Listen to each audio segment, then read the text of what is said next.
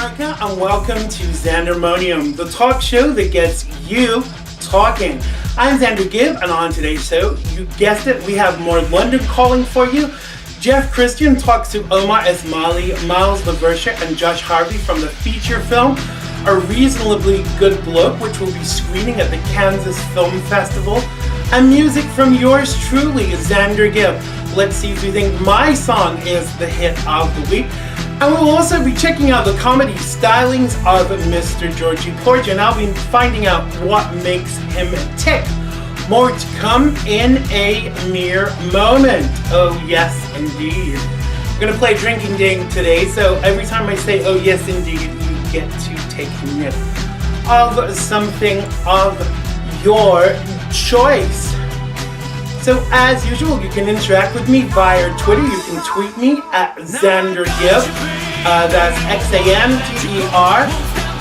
And don't forget that all-important @ symbol, capital X, capital G. And to keep up to date with what's going on here at Xandermonium. Now it's time for London Calling.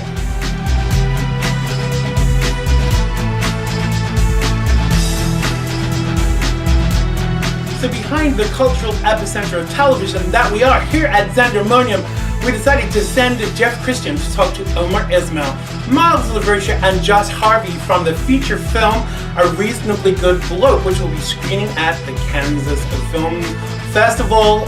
Hello, Jeff. This is America calling. Can you hear me? Hello, America. London calling.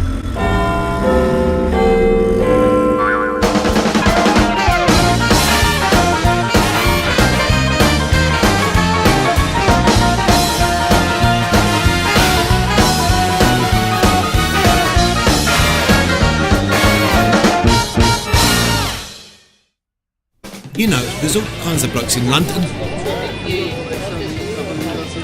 There's bad blokes, and there's good blokes, and there's reasonably good blokes. I'm here today with film director and writer Omar Ismail, actor Miles Versha, and actor Josh Harvey from the film A Reasonably Good Bloke. So Omar, your film gets its American premiere at the Kansas International Film Festival next week. How exciting is that? It's really exciting. It's very cool, isn't it? Yeah. Tell us a bit about the film.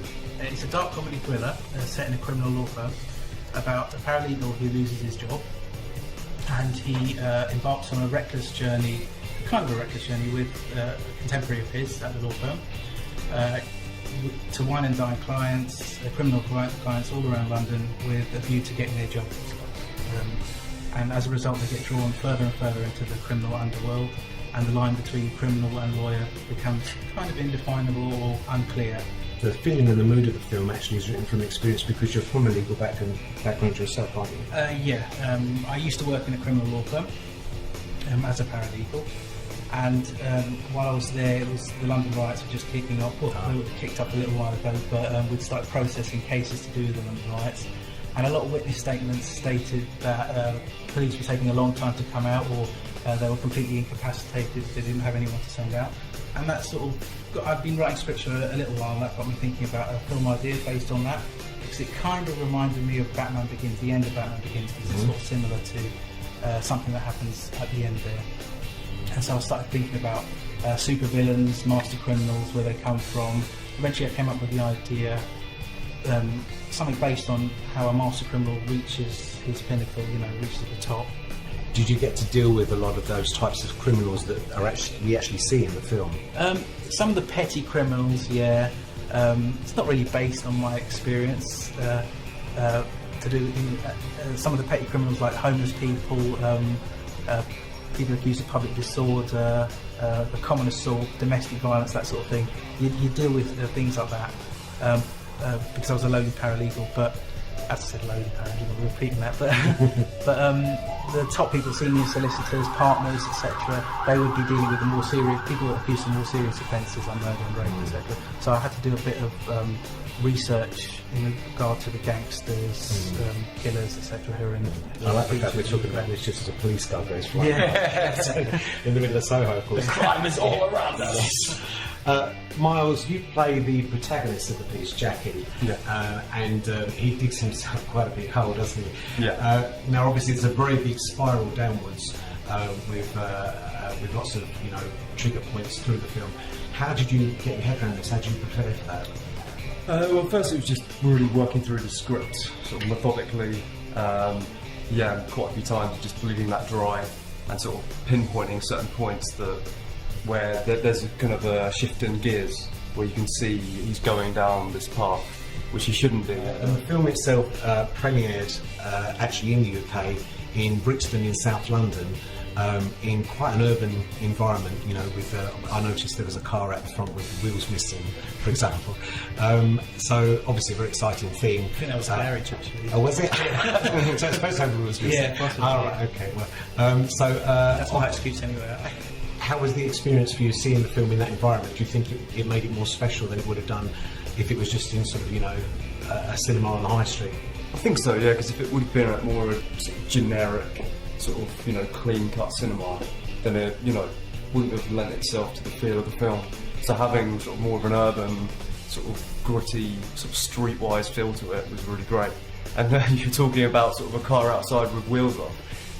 Made me think one of the extras actually came to the premiere wearing a bulletproof vest. Oh, really? Because I don't think he'd ever been to Brixton before. So this was very close to Brixton. It was Essex. And he was a bit, so he lived outside of London, so he was a bit scared of the area. And Josh, you seem so far away. Can you hear me again there?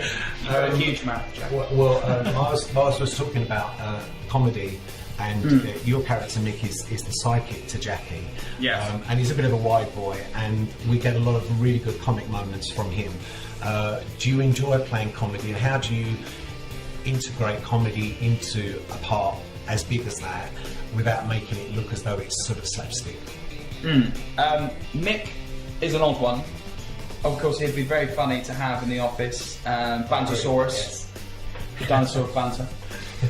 Omar gave us a setting of an improvised nature, which was very, very useful for us to be able to experiment with the characters and the scenarios. And I think dark cannot exist without light. Yes. And the London riots was an extremely violent thing that happened, and it happened for many number of reasons. But an audience always looks for catharsis, or a sense of catharsis. They need a moment of relief. And I think in some strange way, Nick kind of provides that. Obviously, I've got to talk about the title, A Reasonably Good Bloke. Yeah. It's a very London, very sort of urban title. How do you think the American audiences are going to take to that? Well, it will get their attention, first of all. They're going to hate it. Hopefully not. I mean, they like English films, from what I've heard, but it's mainly period dramas that you hear about. And period dramas tend to get made, like Pride and Prejudice, Downton Abbey. They lap that up, so they really like that sort of stuff. But it's been influenced by a lot of American type gangster films and TV dramas to do with criminality, such as Breaking Bad, etc.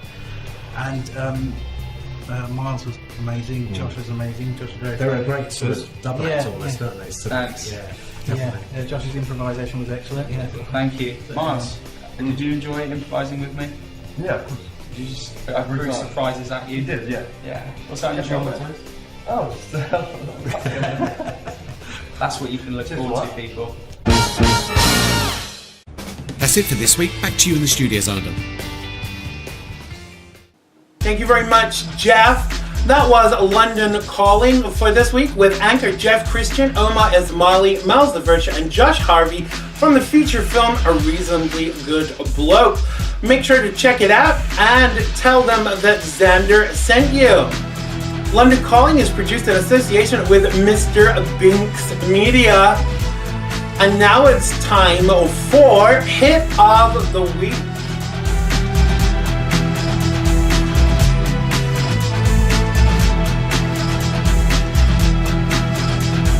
Xander Gibb is a dashingly handsome young man with a flair for the sublime and ridiculous. Not only does he look 25, but sings better than Adam Lambert on a good day. Claude, what have I told you about hamming up the order queue? Wayne, shouldn't that be jam-wanting up the order queue? Oh, never mind. This is Flames of Addiction by yours truly from the album The Platinum Fruitful, available on iTunes. Roll the tape, Claude. drug that can kill you, baby. Love set your body on fire. It burns so deep, something you can't keep. You can't control the desire. Flames of addiction, burning through my soul. Flames of addiction, make me listen to you. Love made me feel secure and safe. I'm driven to distraction. The phoenix from the ashes rose in the heat of satisfaction. Flames of addiction, burning through my soul. Flames of addiction, make me listen to awesome water on me, dampen the flames. I ain't got a clue why you're playing this game. I feel the heat, I feel the pain. Is your love alive? I can't take the strain. You've ignited something deep inside of me.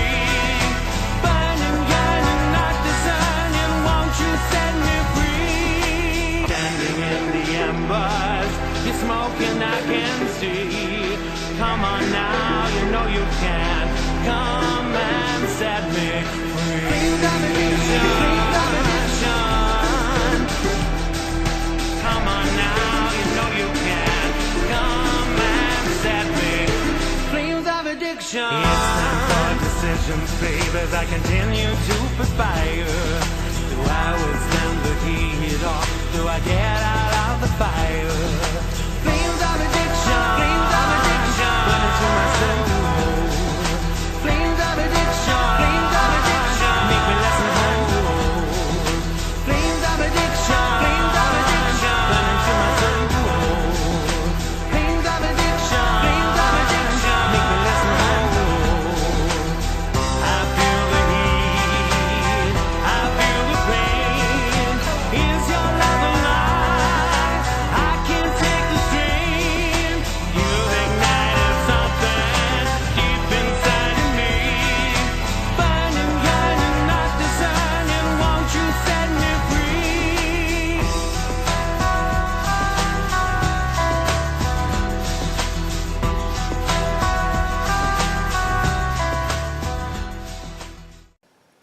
That was Hit of the Week, which was produced by the late, great Ben Buffton. May you rest in peace and rise in glory.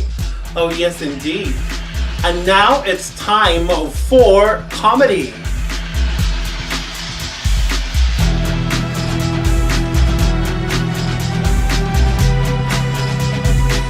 So we sent Zanny G out to check in on the comedy stylings of the fabulous Mr. Georgie Porgie.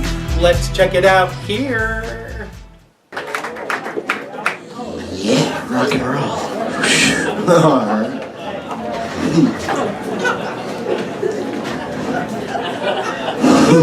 Alright, we're gonna focus. I'm Georgie Porgie, yeah. Unless you catch me in Spain, where they like to call me Jorge Porgie. Is everybody awesome? Everybody awesome here? I'm here to tell you, here's the thing with awesome. If you think in terms of awe, awesome is merely some awe. But you want the full awe? Then why are we talking awful? How's the comedy club? It's awful. We need a reservation.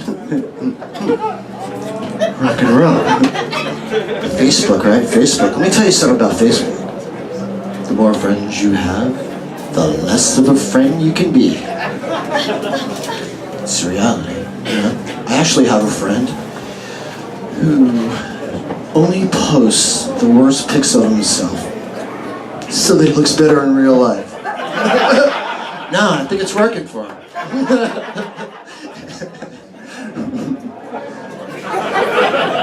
How about this? This is like, I have an ongoing stress list, and here's the stress sign. Like, when you think you're not getting any likes, you're not even on the Facebook, you know, just like that. But that's stress. But I brought my stress list with me, so let's rock it.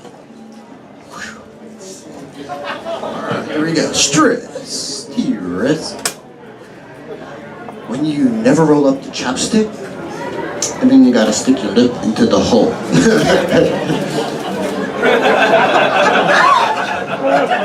How about this one? How about this one? How about this one? When the sunglasses you're trying to find, they're on your face. Right? Only now it's darker, which makes them even harder to find. It's really dark over here. Yes. Let's go ahead. Stress. When rough drafts make you nervous. Rough. Or how about when you pass on the puppy, you're like, not today, puppy. or when got things to do. Or how about when the pigeons get you mad, you're like, get out of the way, pigeon. You know, with the pigeons in the rat race too. They were like, you can fly. You know, that's our loophole against the pigeon not getting out of the way. Get out of the way, pigeon. How about this one? How about this one? When someone's about to talk to you, you decide to eat the crouton.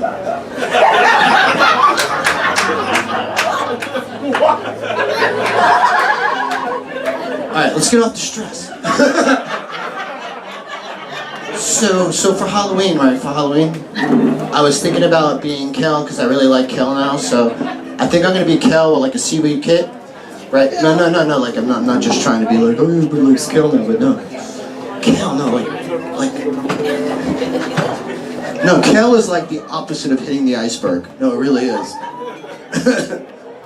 But I'm gonna name my firstborn Kel L, for real.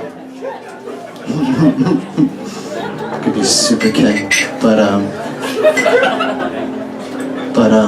you guys want to talk superstition? Superstition, right? Okay, all right. So like, I knock on wood. I knock on wood all the time. But like, what kind of results is the imaginary wood bringing in?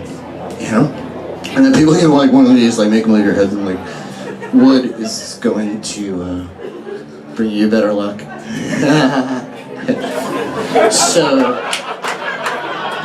So I don't walk under ladders, right? I don't like to walk under ladders. Like I'll walk around them, and then sometimes the ladder's like this, and then I'll give it like a limbo past it. But like, what happens if you're a homeless guy, right? And you're sleeping in your box, right? No, right? And then somebody puts like a ladder, like over, and like, do you get bad luck? Like, or you already have bad luck, so maybe then you'll have the best luck, like in the whole entire planet, and that might be the formula to happiness. But you can't do it on purpose. Like you can't like run on the bird shit and like step in crap on purpose. But rock and roll, everybody have fun, and yeah, happy Halloween, Georgie Porgie. So I'm here at the stand with Georgie Porgie.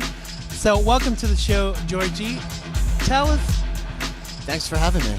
Tell us a little bit about your comedy stylings. Yeah, the comedy stylings are a bit of a wordsmith, so I like to play with the words. Silly, can be smart.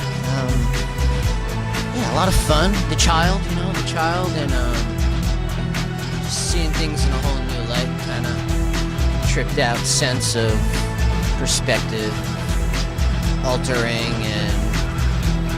So how long have you been doing comedy, and what really inspired you to start doing stand-up? Okay, I've always been writing comedy in my head, and then eventually onto paper, lots of paper, old school, lots of, and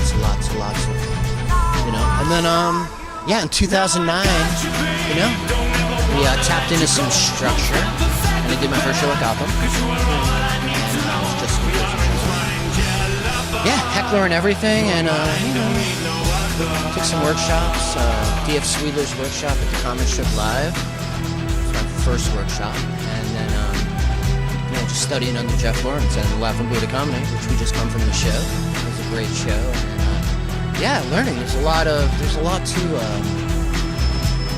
to stand up. There's a lot of rules, and it's seconds and delivery and, catch and flow. And then, you learn what to share, and to share it in the shortest amount of time. So, blah, blah, blah, blah, blah. Absolutely. So, some people would say there are certain subjects you don't touch with comedy. Is there anything you won't joke about? Yeah, I don't mess with like.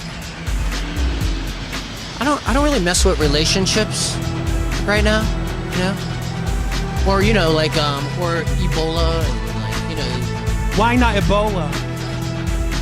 People come to comedy clubs to escape all of that reality, and just want to laugh, and it's hard to laugh when that's always in your conscience unless the Ebola joke is killer.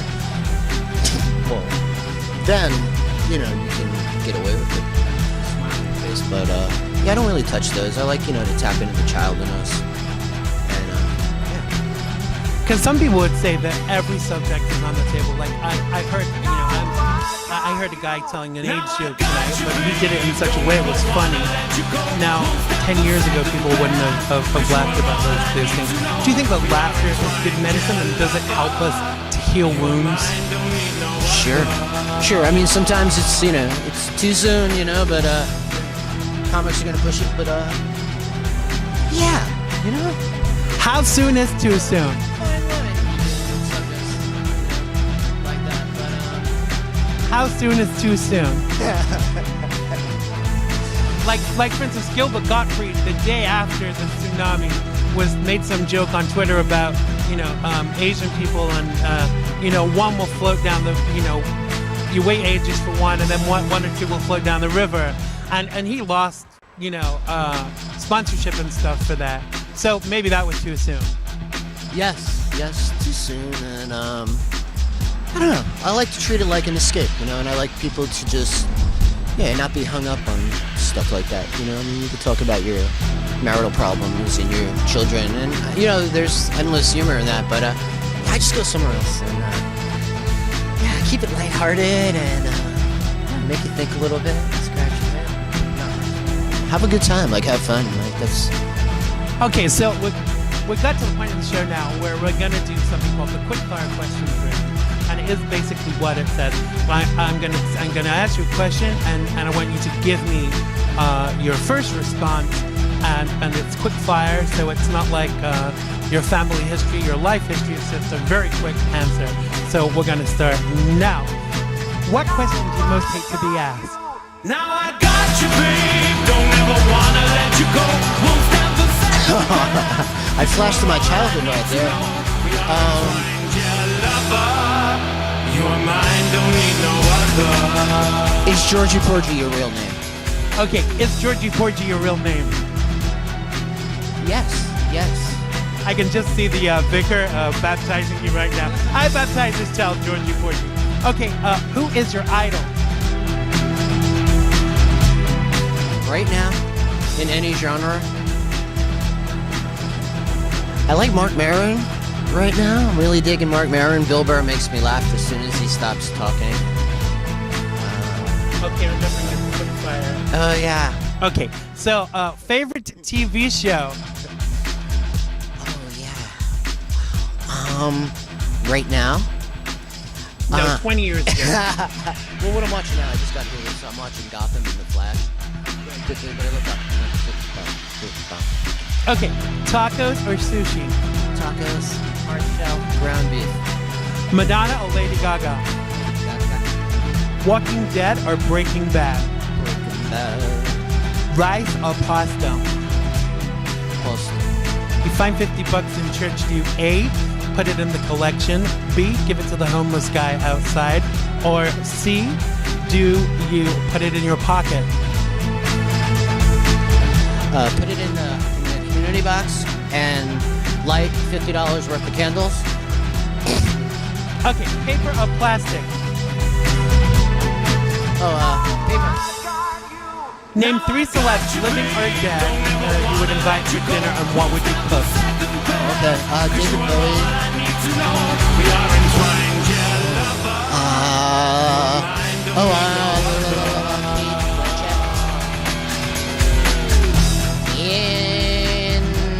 And Xander Gibb. That's what I was going to say, Xander Gibb. And what would you serve, food-wise? Maybe lots of tapas. Okay, right. Okay, no. The Cosbys or Fresh Prince of Bel-Air? Cosby's. Oprah or Dr. Phil? No, Dr. Phil. Least favorite movie? The Stupids. Mad- Tom Arnold. Tom Arnold. Tom Arnold? Yeah. Really, Tom Arnold? Okay. Slash Oprah, but I haven't really seen Oprah in a while. It's quick fire. Which celebrity would you willingly slap? And don't say me. Oh, Katy Perry's ex-boyfriend, comedian. The British guy, I agree. There's a line forming behind you. All right. Favorite TV Muppet? Oh, the animal. And final question: Law and Order, Criminal Intent, or Special Victims? Let's go Special Victims. I totally agree. And that was our quick fire questions round. So we're coming to the end of our time together. Tell people where they can find you on social media and where they can come and see your show. YouTube, Georgie Porgie stand-up. What else? I've been performing at the stand and do a lot of Laugh and Buddha comedy shows right now. And we're trying to get up as much as we can and get comfortable on the stage. And Facebook, Georgie Porgie. Absolutely. So you heard it here first. Check him out on Xandermonium, Georgie Porgie, and check him out on Facebook and Twitter. Xander, it's back to you in the studio. Thanks, Zanny G. You really remind me of someone. Can't think who. No, Claude, not the guy from Lost. Shut up and eat your bagel. Well, that's it for Xandermonium for another week. Oh, yes, indeed. So that's another shot there for you if you're playing the drinking game. Thanks for watching, and make sure you join us again next time. Don't forget to join my mailing list at xandergibb.com and to follow us on social media. Thanks to Jeff Kristian, Omar Ismail, Miles Versha, and Just Harvey from the feature film A Reasonably Good Bloke, comedian Georgie Porgie, and our roving, handsome reporter, Zanny G. Yes, and even our floor manager, Claude, and everyone that worked on today's show, especially you for watching. Stay cool, and we'll see you next time on Xandermonium. I love you all. Bye-bye.